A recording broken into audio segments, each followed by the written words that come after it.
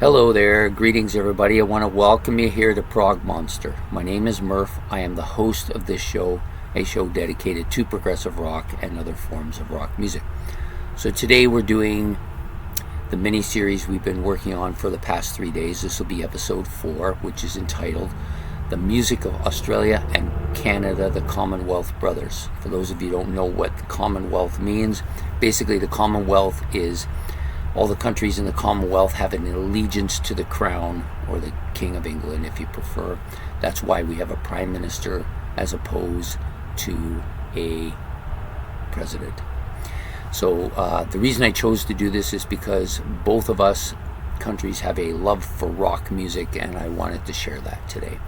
So the title of today's episode will be called Over the Top Heavy, and it's going to feature the bands Anvil from Canada and Buffalo from Australia. So for me, Anvil was a band that started out in the, well, wasn't just for me, but for everybody. It was a band that started out in Canada in the late 1970s.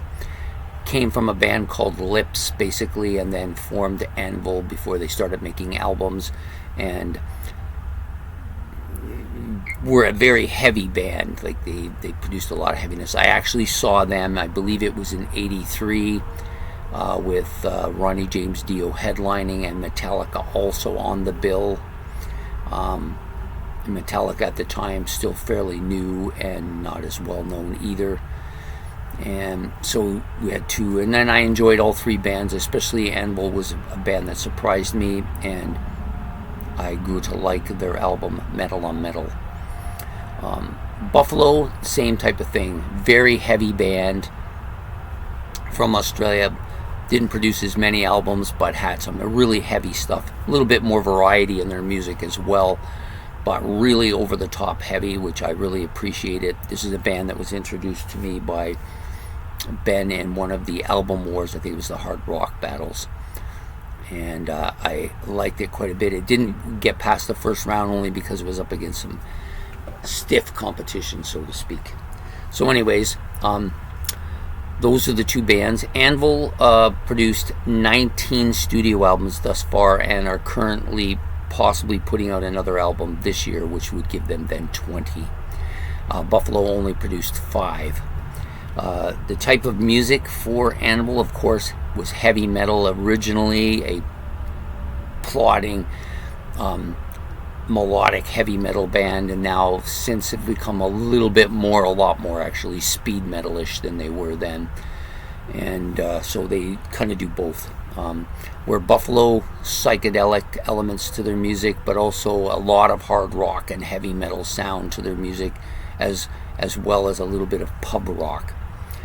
The classic band featured for Anvil featured Steve Lips Kudrow and Robbo Reiner. Those are the two main guys. They go back to high school together, were in Lips together, and then formed Anvil together. Also, Ian Dixon was in this band as well. For Buffalo, Dave Ticey, or Tice, you guys let me know, I'm not sure how you pronounce that.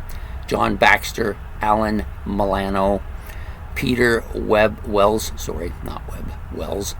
and Paul Balby. I put Paul on there, and he wasn't on as many of their albums, the bigger albums, as some of the others, but he was in the band a fair bit.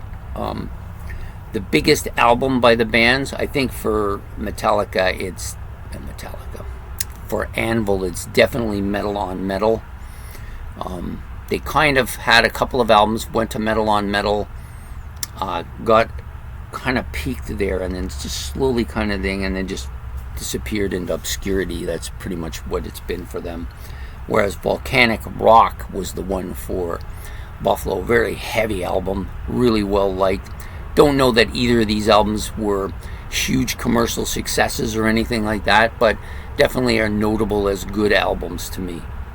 The current status of these guys, so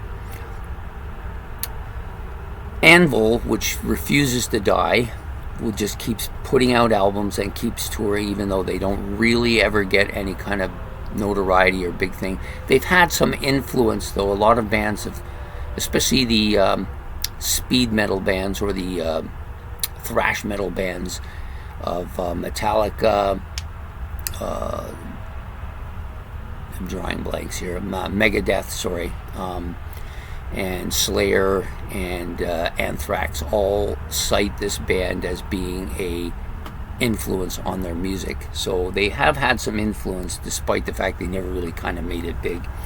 And they are currently working, possibly put out a new album and possibly a tour this year as well. Whereas with Buffalo, they've been defunct now since the 70s and haven't done anything. Whether they'll ever do anything again, I'm not sure. I think several of their members are gone now, but I could be wrong, but I think several of them are. Anyways, both excellent heavy bands. If you like hard rock or heavy metal, probably like both of these bands quite a bit. So anyways, that's my choices for today. I hope that you enjoyed this episode. If you did, please hit the like and subscribe. Any comments about either band or anything I've said or anything you want to add or something you think I missed, you can put that in the comment section below. And don't forget to hit the notification bell so you don't miss the final episode. So this episode will come out tomorrow morning, Saturday morning, episode 4, and we will see you then. Take care. Goodbye.